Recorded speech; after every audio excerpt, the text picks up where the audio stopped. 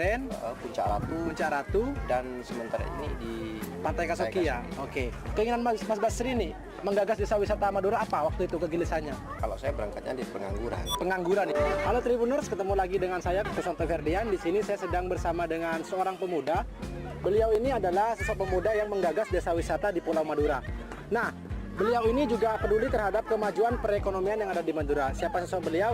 Perkenalkan, saya sekarang bersama dengan Mas Hasan Basri ya. Jadi saat ini saya berada di Pantai Kasoki.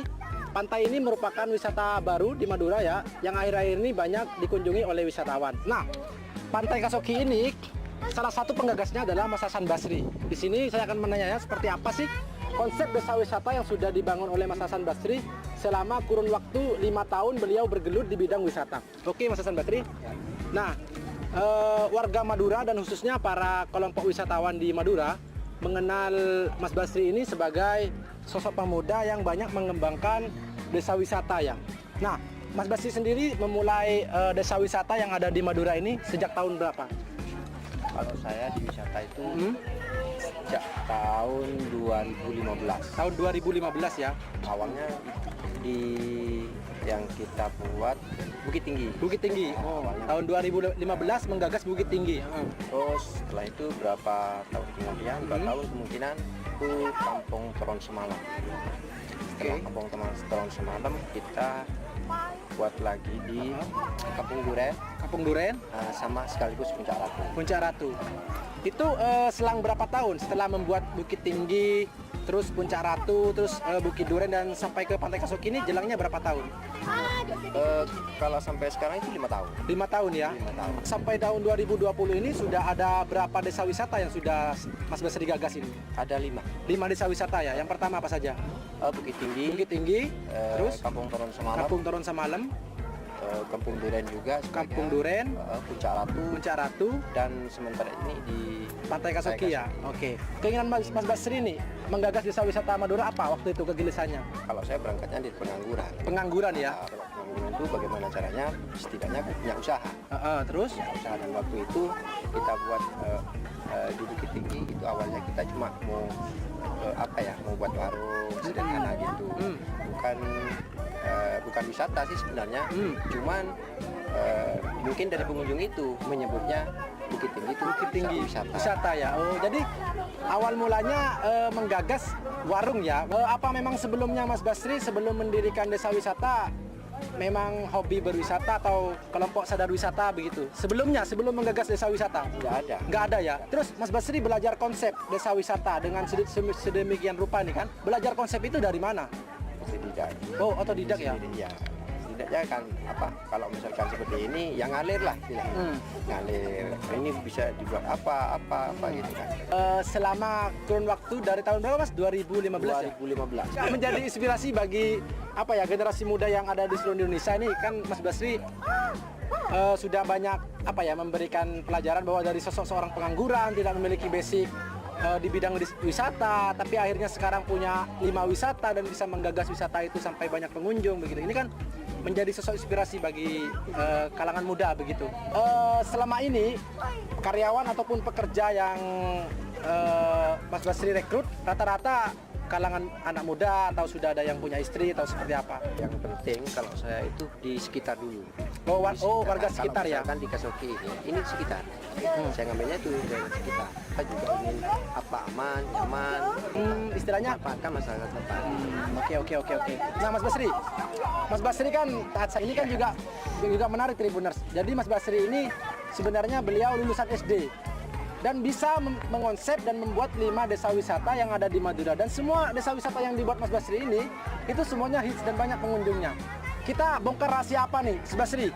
Kunci dan tipsnya apa sehingga kok bisa membangun 5 desa wisata ini menjadi wisata yang hits di Madura? Menurut saya ya tekun. Pertama tekun ya.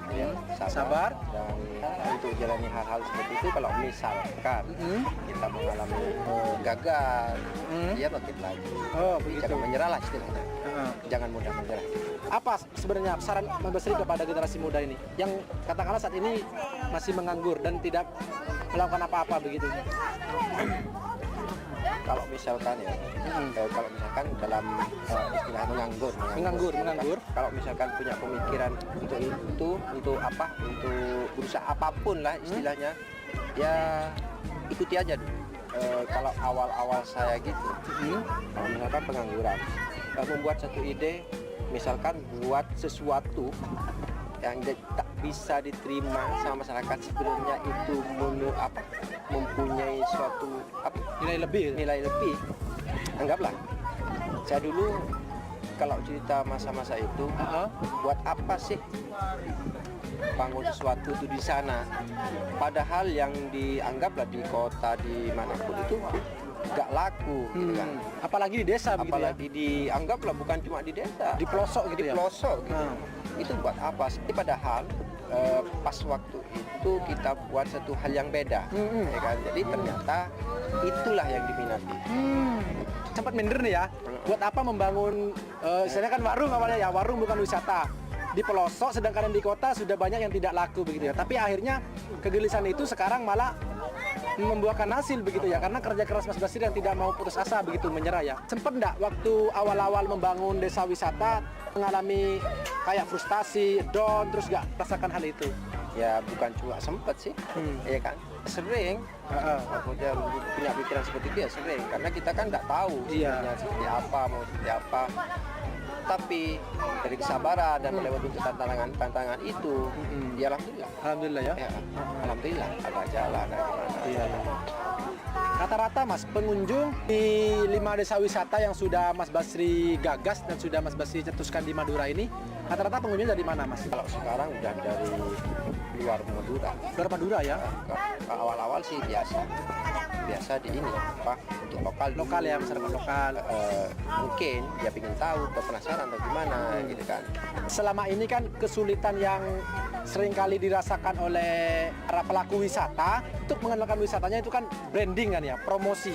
Oh, ini kan wisata-wisata yang sudah digagas Mas Basri banyak menarik minat wisatawan untuk berkunjung begitu ya. Bagaimana promosi Mas Basri itu sehingga bisa mendatangkan para wisatawan itu? Untuk pertama ya, konsep promosi. Untuk memanfaatkan media sosial yang ada. Dari teman ke teman, dari teman ke teman gitu.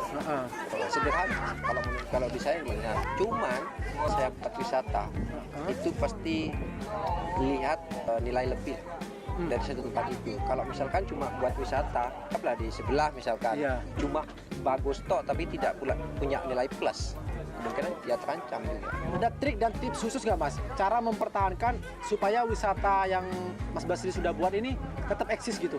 Untuk awal ya, awal kita berperan seperti ini. Jadi untuk 3 bulan yang akan datang, ini pasti beda. Dan 3 bulan yang akan datang lagi, kemungkinan sudah beda lagi. Kalau misalkan buat wisata, diselengkan seperti ini, ya udah di situ, zaman di situ. Pokoknya jangan stagnan begitu ya. Iya. Oh, terus berinovasi gitu. Link ya untuk membuat konsep ini dari mana? Artinya ini kan sekarang konsepnya pantai, ada kafenya begitu. Itu inovasi itu dapat dari mana? Maksudnya apa ada gabungan dari teman-teman atau Mas Basri ngoret-ngoret sendiri gitu? Kalau sekarang kan sudah mudah sekali ya kan ditemukan. Kalau dulu mikirnya mungkin sulit sekali. Kalau sekarang enggak. Kalau sekarang kan gini, kalau misalkan di sana udah yang hit seperti ini, gitu kan. Jadi setidaknya bukan pas langsung ditiru dan langsung enggak. Cuma dibuat agak-agak gimana, tidak langsung jiplak gitu. Mencetuskan desa wisata itu berapa lama Mas observasinya? Kalau ini hampir 3 tahun. Di Pantai Kasokin ya? Hampir 3 tahun. 3 tahun pencarian. Dari maksudnya awalnya kan ingin punya pantai, ya kan? Yang bukan cuma sekedar pantai, tapi ada nilai plusnya juga. Anggaplah kalau misalkan pantai itu kan berpasir, bukan cuma sekedar pantai kan, cuma berpasir gitu kan. Kadang ya masyarakat itu kan masih ada yang sebagian belum menerima hadirnya desa wisata ya.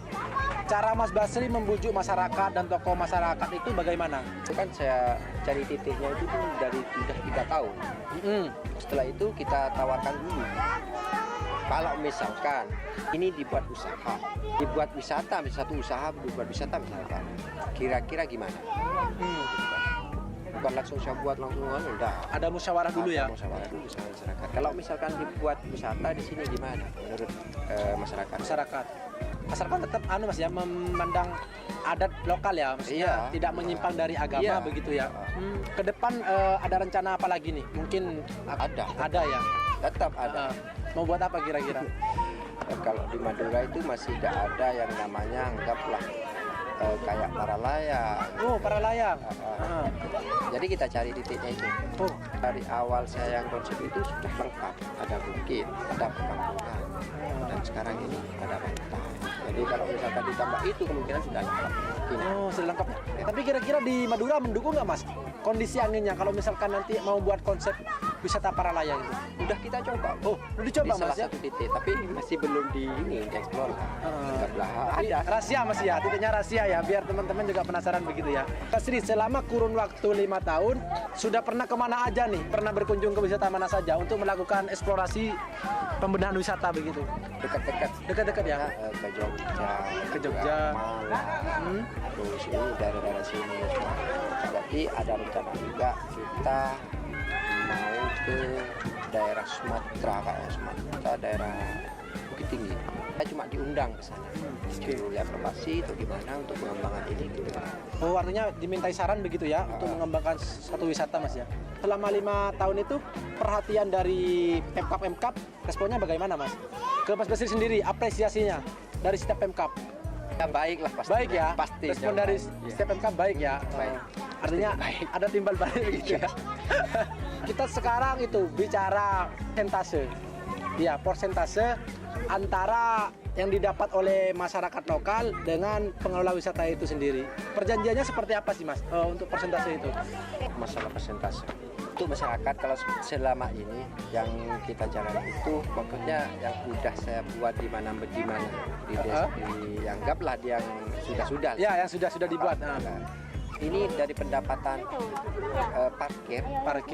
parkir yang ada di sini yang sekarang itu sudah 100% punya masyarakat. Oh, bagian masyarakat ya. Masyarakat juga boleh berjualan di luar begitu ya? Iya, dari titik Merapun yang kita tentukan, misalkan dari titik luar yang anggaplah dari titik ini, misalkan sebelah pintu masuk itu sudah masyarakat yang dibuat seperti apa. Alasan Mas Basri apa sih kenapa kok milih konsep desa wisata Mas? Nggak ada keinginan untuk membuat tempat wisata atau nongkrong yang asik di daerah kota gitu. Kenapa selalu membidik desa nih? Kalau saya sih memang orang desa. Orang desa ya? Nah, jadi melihat misalkan di kampung saya saja ini lahan yang kosong yang tidak produktif. Kalau saya tuh untuk saat ini ya sudah eman lah. Maksudnya ini mau dibuat apa itu luar juga. Artinya Jadi kalau misalkan ada tanah kosong yang tidak produktif, ya saya mikirnya langsung jauh gitu kan. Dibuat apa ini? artinya langsung peka begitu Mas ya. Mas Basri, ini kita sudah sampai di penghujung acara ya. Saya pengen Mas Basri memberikan motivasi kepada generasi muda khususnya yang saat ini mungkin ada sebagian dari mereka yang menganggur dan patah semangat ya untuk membuat perubahan dan inovasi. Apa nih motivasi yang bisa Mas Basri berikan kepada generasi muda? Kalau saya sih sudah anggaplah simpel sekali. Yaitu jangan menyerah, jangan menyerah ya. Jangan mudah, teruslah berusaha. Kan? Jatuh bangkit lagi. Jatuh bangkit lagi. Nah, itu Tribuners. Ini para Tribuners nih yang ada di seluruh Indonesia. Bagi kalian yang ingin mencoba suatu inovasi baru dan ingin membuat suatu usaha, apapun itu, jangan pernah patah semangat. Seperti motivasi yang sudah disampaikan oleh Mas Basri, sekalipun kalian gagal, jangan pernah menyerah. Bangkit terus dan bangkit terus. Begitu Mas ya? Yeah. Oke, Tribuners, kita sudah sampai di penghujung acara ya. Nanti kita akan bertemu lagi di segmen selanjutnya. Basri, terima kasih waktunya ya untuk sore hari ini. Tribuners, saya undur diri. Terima kasih sebelumnya. Wassalamualaikum warahmatullahi wabarakatuh.